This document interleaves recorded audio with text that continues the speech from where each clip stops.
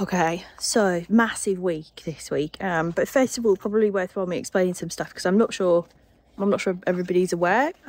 Some basic bits probably to just explain about dogs, really. So they have these things called periods, and they have socialization periods and they have fear periods.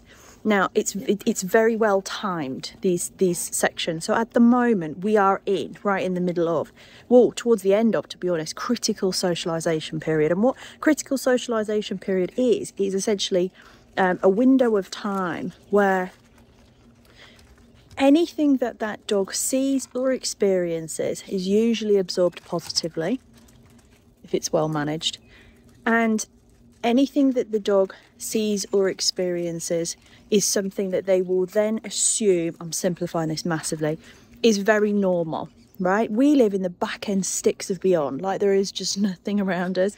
And we often travel away with our dogs. And so it's really important that we do a little bit of traveling, a little bit of stay away with our very young puppies, just so that is super normal and it's not going to be a big deal later on. With this breed of dog, we need to be doing probably more of that than we would with the average normal, because remember, please go and watch week 1. Don't get this breed of dog, but please just go and watch week 1 Renegade Diaries first. So we're going to hit in the middle of this critical towards the end of this critical socialization period, an event that something that she will be doing as a regular part of her day-to-day job. And so that's what we're going to be doing this week. I'll talk a little bit more when we're in the car, just to explain sort of like how it's going to work.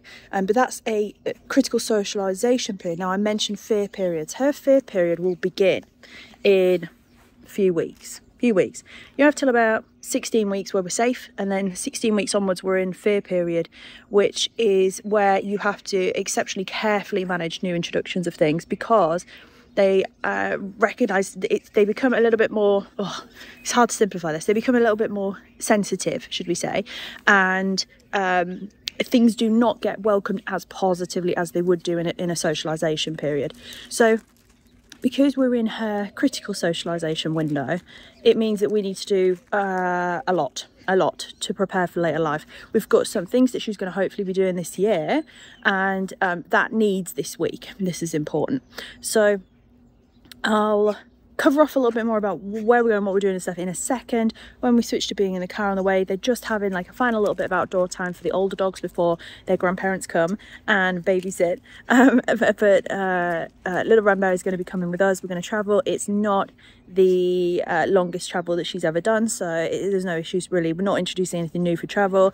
And then, yeah, let me work through our options. Well, first, let's just watch the dogs play for a little bit. So collies being collies, and then the two little squirts at the moment being them. Everybody's friends, everybody's fine. Everybody's dealing with Puppy fairly well at the moment. So these guys are just having a play before the grandparents come. We're going to go ahead and get packed up. So all packed up now, and just sort of waiting to go ahead and get everything and go into the car. As you can see, we're fairly chill when we've got our chill time. She knows to sort of just look after herself a little bit. She's crying because I'm talking. So we've packed everything up, ready to go. Basically left a wake of destruction in our path. But Dan's just going back in the car now. I'll just watch her, just make sure she's all right, because she doesn't have a bed in here now because we've packed it. So we'll go out. What we've not done is we've not washed her bedding pre-going, so everything smells just like her, just like her, just like us. And the hotel's super dog friendly, so I'm feeling actually quite confident. But again, let's talk from the road. Okay, so earlier on I said about the critical socialisation period and the fear period that we're due to hit in like a few weeks. So if we want a dog that we have to be fairly 100% with life in an urban environment, for example, for when we're teaching urban workshops, when we go and we go ahead and create content, or when we work in busy built-up areas, then what we actually need is for the dog to have seen that environment, ideally within the second critical socialization period, which is like the first few weeks that they would come home into a house, if that makes any sense. So That's why we need to, and we would usually now anyway, go to an urban environment, usually something like a city, after going to a village, then a smaller market town, and like sort of build it up. So we're about a city anyway now, and so we would usually do that. So that's number one. We're heading at the moment down to London, which is the largest city that we could possibly have picked. However, she's not going to see the whole city, and the area that we're actually in isn't that heavily sort of, it's not like a tourist spot. It's more of like a normal, it's no different if we were to go to Leeds, for example, which is our closest large-ish city. So that's the urban-y bit. So we'll be just taking around, sort of like showing her life in that kind of environment. And then the second thing that we need our dogs to just see as like super normal and not need to sort of work through it as much is indoor large groups of people, if that makes sense. So, or well, if they're happy to do so, our dogs will go ahead and work in exhibition halls, is the easiest way I can kind of describe it. So like the National Exhibition Centre is somewhere where our dogs go nearly every year, and they will be in that environment for a number of days. So it's not just like kind of for 1 hour, it's for a number of days. And they are 100% absolutely more than happy with that. Really relaxed, will sleep in that environment. They will work in that environment. They are not overwhelmed, they're not overstimulated. It's just normal, and that starts right now. So again, because we're in this critical socialization period and before the fear period, for this breed of dog, this is essential. So that's why we're going to head down and hit up the Societies Convention, which is an event I'm usually at. We've got a lot with us, so you might be like, why have we got this much stuff? Some of it is for us. I'm going to be here at least for the week I'm teaching, so I've got some equipment in there. I'm also at the awards event, so I have to have like, you know, evening attire and stuff. And then what we've also got in there is a load of stuff for Ren, and then obviously also Dan's stuff too. So the plan with her, if we're going to be like nitpick right in terms of like what my thoughts are about this week, first of all, I know that we're not 100% going to know exactly how this is going to happen before it does. We travel a lot with our dogs, so we have on the roof of this vehicle at the moment a tent. So usually our starting place with puppies would be that we will just go camping, right? So real low, kind of like low stress. However, it's just so happened that right now it is currently like 1 degree outside. It's freezing cold, and so we'll go with a hotel. Sometimes we do Airbnbs, but with a young puppy that's a bit iffy. So we're in a super dog friendly hotel, and we're just gonna sort of see how we get on. We're already ahead of her at night time, so crate training's no problems whatsoever. Toilet training's absolutely fine. She doesn't have accidents in the house, so I don't really have any worries about her from that point of view. I'm also really happy with how she did over the last few weeks in busier environments with lots of people, so I don't have any issues with that. So it's gonna be, the biggest test is gonna be whether we can hack it. So I'm working for some of the week. I've got lots of meetings as well planned. Dan is going to be basically on full-time babysitting duty.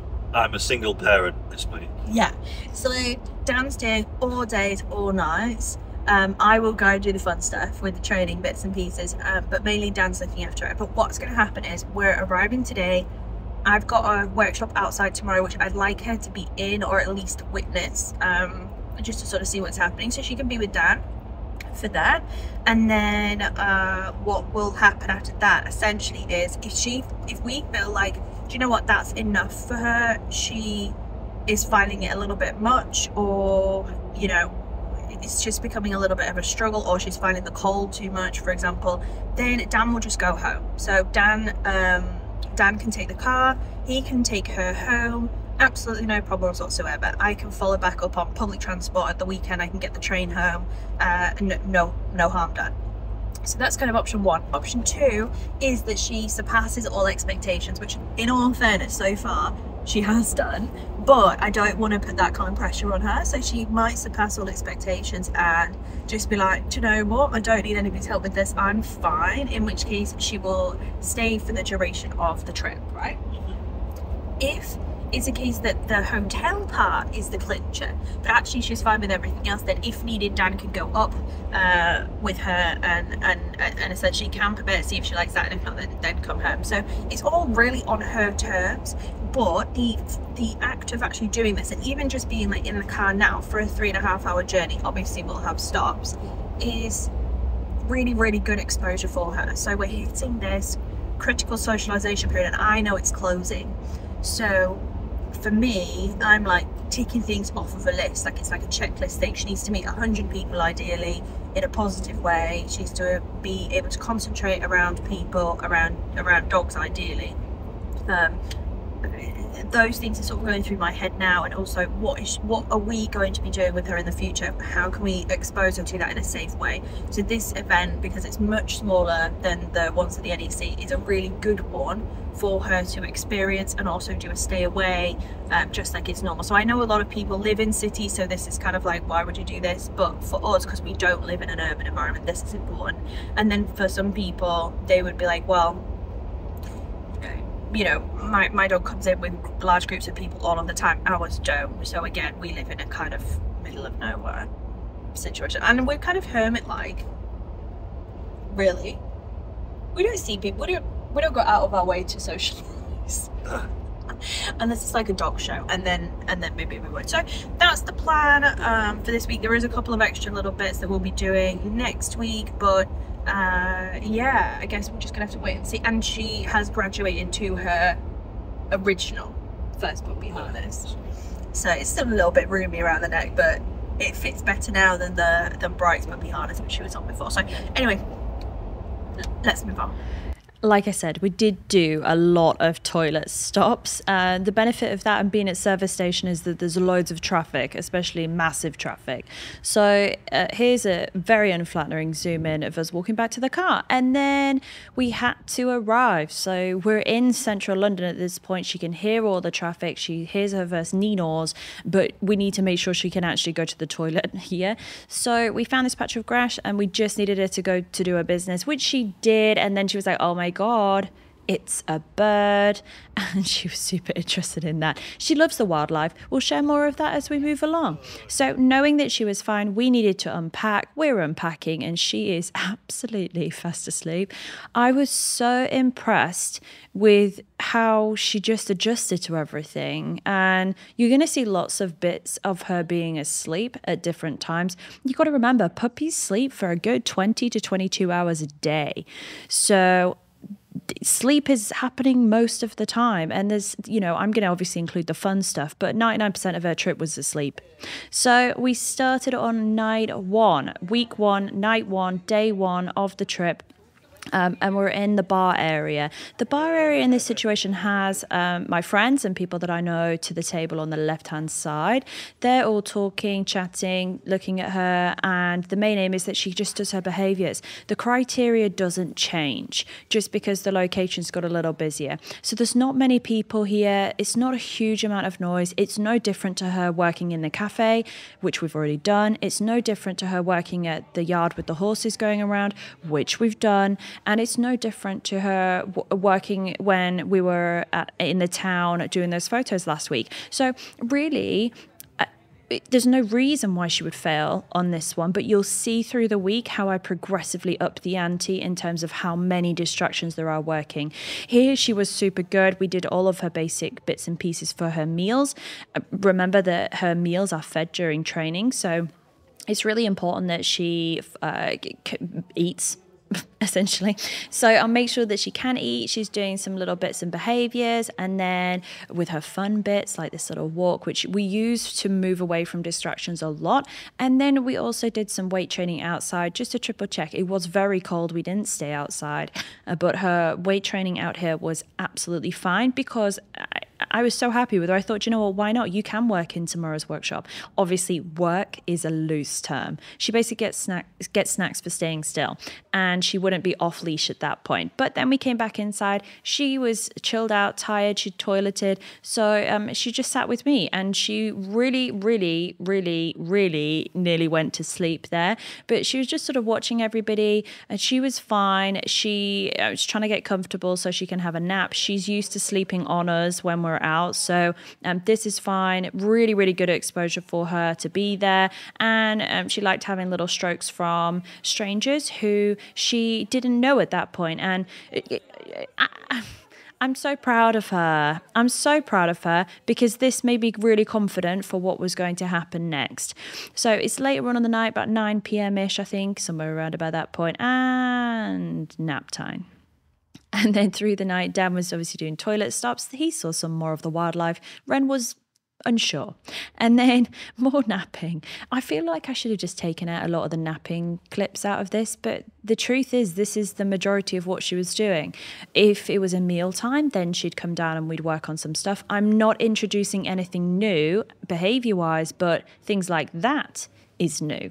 So wheelie suitcases, she's never seen that before in her life. People walking past with weird clothes, weird smells, weird location, weird noises, weird accents, weird everything. Things that she's not seen in our tiny little village or our tiny little market town are all things that we can do here. And you can see how her confidence builds as well over the week. So she still sort of keeps, obviously her eyes kind of looking at stuff, but she always checks straight back in. And that's all I could want. So trolley wheeling past with food on. Do we care? No. It's these things. This is socialization, right? Socialization is not let your dog meet everybody. Socialization is careful, positive interactions, but still maintaining the focus on you as the handler whilst you're in those locations. But I had a workshop to teach. So my sold out superclass started with a little bit in the room before we went outside. And you can see that I'm just getting prepped up. I do my sample shots and then everybody else shoots. It wasn't just us though, because Amy came, superstar Amy, with little Theo to also act as a support model. And we just used the area immediately outside the hotel so that nobody had to go too far in the freezing cold weather.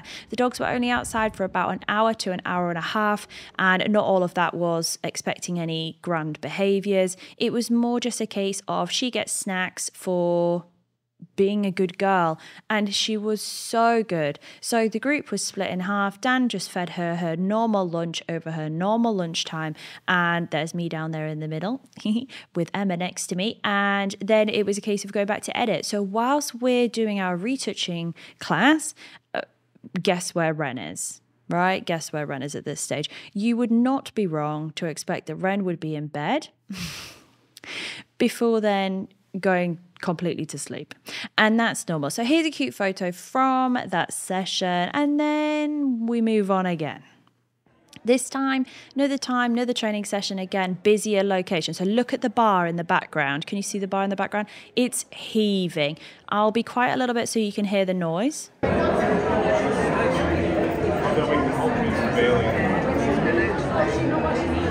And another thing that my dogs have to be okay with is people talking to me whilst I'm with them, and them not going to insinuate that that's like a time to do a greeting. So this was a really good one. The person who stood in that group was talking to me. I sit down with her on the floor. I'm asking her for simple behaviors or doing little sits and feeds whilst I'm talking, and that's fine.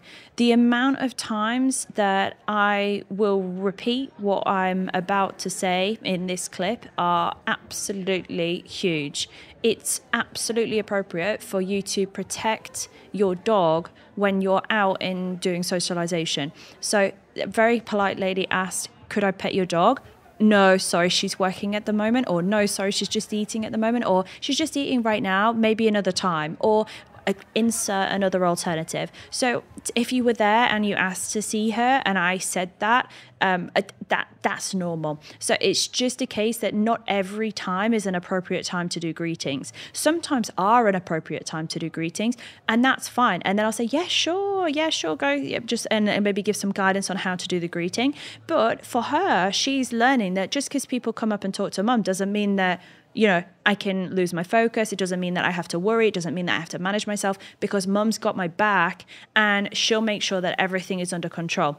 So it builds that trust out in the big wide world, and all through the day and all through the night, she's still going out to do toilet sessions. Now, this GoPro camera view is slightly terrifying for me. Dan is 6'4", and how little roof clearance his head has is quite scary. Whatever. Anyway, so she got used to going in elevators, she got used to escalators, she got used to stairwells, she got used to underground car parks, she got used to revolving doors, she got used to automatic doors, she got used to coffee shops, cafes, train stations. We did not do the tube or public transport because I'm quite happy with not covering that off at this stage, to be honest. I don't do that with dogs. So for me, that part wasn't a massive deal. But if that was something that would be normal for you and your puppy, then you would be doing that. So she goes out to do her business on this grassy patch, and then Dan would go and take her for a little short walk in his arms around the local area. So really, really short, just so that she can see things. So he's heading down now to the main road that runs towards Hammersmith train station in London. She's watching all of the buses, she's watching all the traffic, she's learning, because Dan is throughout this whole process feeding snacks if there's something fairly major happening, but she's learning that all of this is normal. So if this is her only exposure that she's ever had to this kind of an environment, and it's calm, positive, and she's protected, then she's gonna be okay with it. There's more to it than that. It's not a one and done. You have to keep repeating these things, but this is a really good example of quite a good introduction. We're not including everything. If you went straight into the deep end, like coming straight in here immediately, that's flooding. That's not desensitization or socialization. You're flooding it, and it might backfire on you quite spectacularly. She's built up to a location like this, but I sent Dan on a really urgent task because he needed to go ahead and find somewhere in the local town area some mascara, because I had a mascara issue, and here's him literally sending me a WhatsApp saying, what mascara is it? And in that process, Ren's just had someone walk straight past her. She's done the checkout, she's done watching, she's watching people walk in front of her. There's no need to panic about that. She's watching all the traffic, and she meets Alex from Digital Lab and Coralie over there, who we know really well, and they're just going to go ahead and get a coffee in Starbucks. So coffee shop stuff, people laughing, people shouting, and then the quiet of the print competition. So we're in print judging right now. She's chilling there in the background. Thank you so much to the Societies team for letting us be down there so she could experience microphones in a quiet environment. This is one of my prints going through judging. This is another one going through judging. You'll see a few of them go through the judging. We will cover off some results in here because it's a major part of this trip was me putting my prints in for print comp. If you can go to this event to just sit and watch the print comp, do it.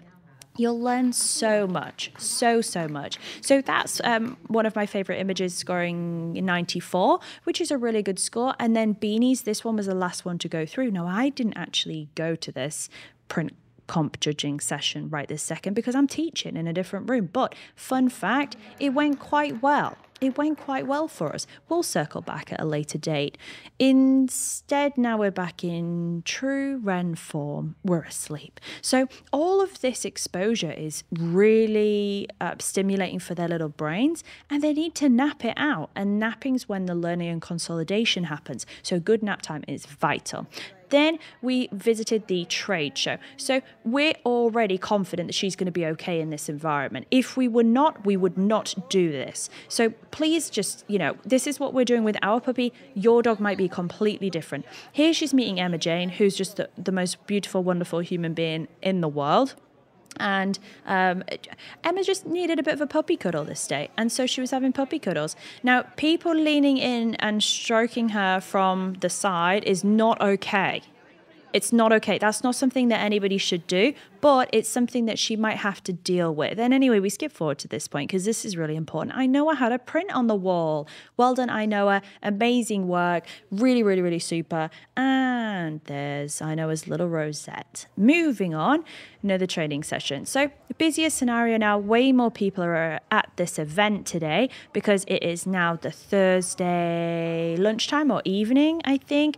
And she's doing her little training now in a much busier place. There's me again, disengaging from people very politely. I'm fairly certain I'm very polite with it. But I politely just say, not now. Now's not a good time. I'm just training at the moment. And that's why we end up with dogs that can work in really busy places because they know that not everyone that comes past is a let's greet them situation. So it's just a little bit more structured. But when you've got dogs that work in very public environments, things like this are really important. And you'll see how this actually translates to different things in week 5 and 6 as well, because you'll see that this kind of proofing around people is invaluable, absolutely invaluable. But she's also learning that all the noise is okay, that she can do her downstays okay. She's not completely alone, obviously, at this point. Dan is sat holding this camera, so she's not by herself. That would be too much of a risk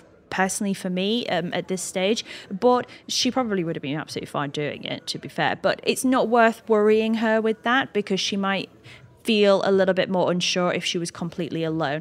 But you can see how people watch her and watch us, and so she's also learning that if people are staring or watching her, that's not the end of the world. There's nothing bad with that. She doesn't need to react to it. It's just a normal part of life. So think of a puppy brain as like a little mini sponge, only it's actually gigantic. And all I'm doing is I'm adding stuff to her sponge in a way that is fairly safely managed, if that makes sense.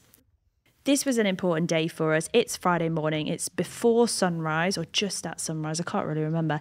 I think it'll be just before sunrise. And we're heading out into -3 degree weather. She's been to do her toilets, but this is my only free time of the week to be able to do a little mini photo shoot with her. So while she has her breakfast, we figured why not? She was like, get me on the floor. She's now at the point where she does not like to be carried, but we're still carrying because little legs can't do a lot. It's really important that we don't overdo the joints at this age. So she's doing her lateral sit stays. Remember how I said it would all come together in the future? This is one of those moments. So that from my angle looked like this. So you're with me over with the camera, and you can see the pictures that I'm taking. And although I've not edited this picture yet, I love it. So I'm really excited to process that one up. And then we move to a different location. We're all freezing. She's actually doing perfectly fine, which is good. She'd had her pajamas on whilst we moved location, but this image with the sunlight starting to creep through from the background just gave a really beautiful soft light on our shadow side to result in this image, which is processed. Beautiful. And then I loved these rust planters. They're like rusted metal, and I just thought the coat color would work really nicely with that. So I figured why not go ahead and see if we can get a nice peeking shot. And those turned out so beautiful. They're fantastic soft light, little bits of breath. Puppy beautiful. And then obviously big plate, because Renbe's doing great. She's had her breakfast, she's had her snacks, and then it's time to have some playtime before we go and do Dan's normal daily thing of going ahead and grabbing a coffee from Starbucks again. At this stage, she's basically a city dog, but we now need to dip back in to see the results, because I managed to get a finalist with this picture of a banded, which is amazing. And then Beanie did so well, and then Alfie also was a finalist, and then I needed to go shopping. So I bought myself a card. She did the escalators again. She's just got up from a nap, and she's like, I'm still asleep, guys. But we then headed into the trade show. You can see that she's really confident. She's really happy to be working in that environment. And all I'm looking for at this stage is that, does she listen to me still? Can she focus on her behaviors? Can she make some good choices? And can I reinforce those? So we're just sat around the stands that we know are, super friendly with us. We know them really well, or they're dog friendly. But look how fast this guy runs past trying to be helpful. That's really scary for a puppy, and she did really well. So that was a yes and a reinforcement. So it's those things that as a handler, you and your brain need to work out. Is this scary? Going through a tight gap between people's legs is quite a big push. She's not done loose lead walk training at this stage. So this is my method of being able to move her around from A to B without causing, a hassle, or without pulling, or without reinforcing bad behaviors. So she's now doing some work, really busy trade show. Let me be quiet so you can hear some of the background noise.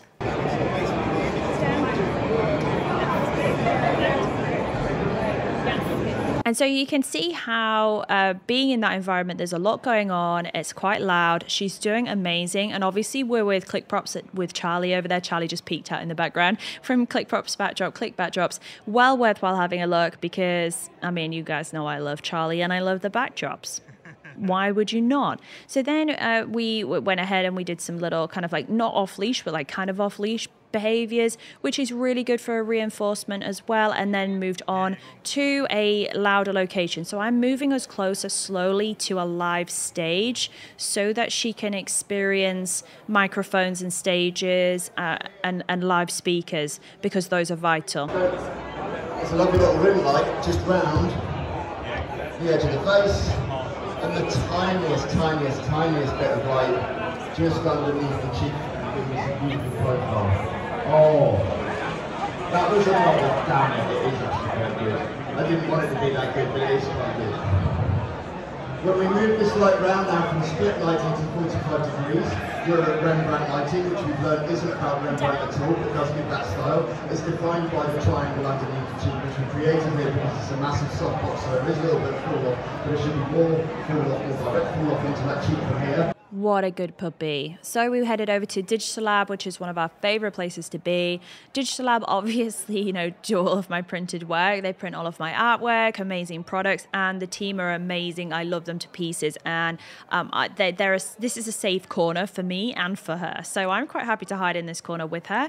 And here she worked through a crowd who were all watching her, wanting to take pictures, but she also dealt with some people who really wanted to say hello, and they were perhaps a little bit closer than I would normally have. But also not saying hello until I said that interaction was appropriate, and then she could say hello. So doing a little bits of some weights, really high reward frequency, really short distances, me keeping things really nice and fun, her just holding her position. She can look at things, but she cannot move out of position, and then just making sure that she is starting to build these foundations that are going to be absolutely vital for us when she hits 5 months old and 6 months old and 8 months old. So we've got a lot of different events coming up where these things will be tested, and this is a positive interaction where she was allowed to say hi. But for quite a lot of her meal times, Dan just sat with her in the restaurant,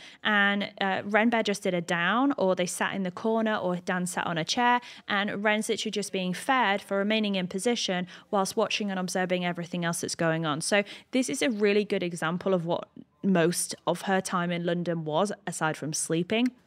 But we have an awards night to go to. Obviously not Little Renbear, bit too much for that one. We had our own table, successful table, to be honest. I'll let you listen to everything, but there's Kirsty from the Pet Photographers Club, and there's what Ren was doing. I'll be quiet now. And the finalists are Kelly Brown, Jessica McGovern, and Fallon Everett.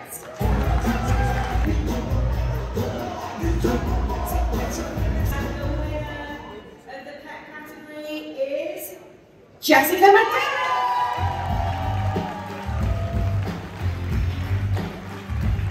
Now, I just then went off to have me photo taping, quite happy, but then I needed to run. There's me running back because I had to go back on stage again as a finalist in the open category this time for Abandoned, which was amazing. Amazing moment.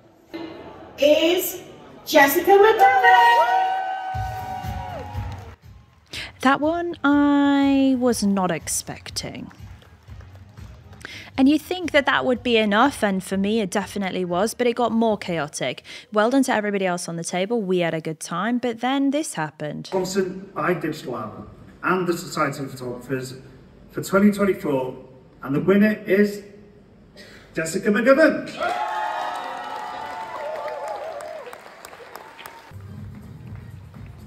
That one, that I know I still haven't got, no, I don't, there's no words, but they made me do a speech. I'll let you listen to this. I'm like, yes, Jess, give a speech. Go on, Jess, give a speech. Prepared anything at all. Everybody, literally everybody, all of the judges, everybody who's ever got your support for me, and certainly thinking that you can't do this, you can. never let anybody tell you what you can't do. Stick to your own video. Thank you. Well done also to Mike, who won the overall from the digital competition. Just an amazing night, really. And then I made this statement. I retire. Obviously not. If you were wondering what a group of photographers sound like, this is it. I'm a rocket man. Just beautiful singing voices. So here's some prints. There's Alfie on his potato rock. There's Alfie in his lake. Which one? Awesome. There's Abandoned, which has really strong meaning for me, and I'm so thankful it was that one. Then there is this one from Maine in the US of Arrow, and then there's obviously Beansprout on her boot camp chair. That's all covered in Studio Boot Camp, by the way, if you wanted to know that one. And this is little Moish, who, in all fairness, I forgot I entered, but there we go. And at this stage, Dan packed the car, we came home, and I was left with this feral beast. So I was just like, mate, can we dial it down a sec? Because I am exhausted. It's been a long week. So we just made things kind of simple to see if we could contain her little braid, which worked quite nicely. So just little really quiet, calm, little simple weights and stuff before we started ramping back up with new behaviours. Remember, she's not learned anything new apart from people and stuff. So then the next morning we did do a new behaviour, but just a little bit of warning, I'm going to leave in some of the more Malinois things that are starting to come out as her confidence and excitement for training and stuff increases. So I'm going to leave this in. Just please be aware, if you've got dogs in the room, there is going to be some barking for a little bit, okay? But this is what happens when she is getting a little bit overexcited, a little bit frustrated. This is just normal breed stuff. So if you were wondering if you could handle this, this is the point where most people go, yeah, no, not for me. I'll go and get a Labrador.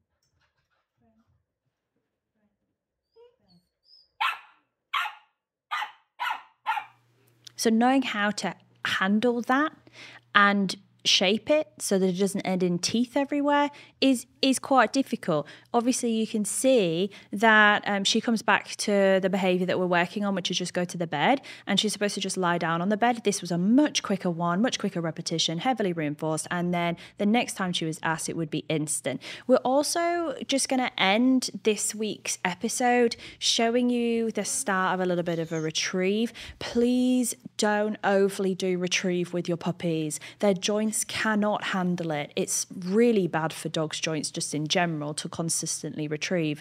But bringing something back is sometimes innate behaviour, and other times it's a trained behaviour. She didn't come home with a built-in retrieve, so we've been starting to build up by using the 2-ball method. So if she drops one, she gets the other one. You can throw one whilst the other one is still being held. However, if you do this with some dogs, like with Ren, she will just hold the one she's got and be like, nah, actually, I've already got one, so why would I come and get that one? And so it's a case of trying to build it up. I should have thrown it on that one. I couldn't see if she dropped that other ball or not. That was my bad, but we move onwards. So you'll see that start to build, but we're going into, she's back home now. We're doing life skills. We don't need to prep for a massive event for another few weeks. So this is normal puppy life. She's having an absolute blast. She's loving life. We're protecting her. We're shaping her experiences. And oh my goodness, next week in Ren Diaries, you have to watch that because it's time to get the family back together. And who doesn't want to see that? That was week 4. It was crazy. See you next week.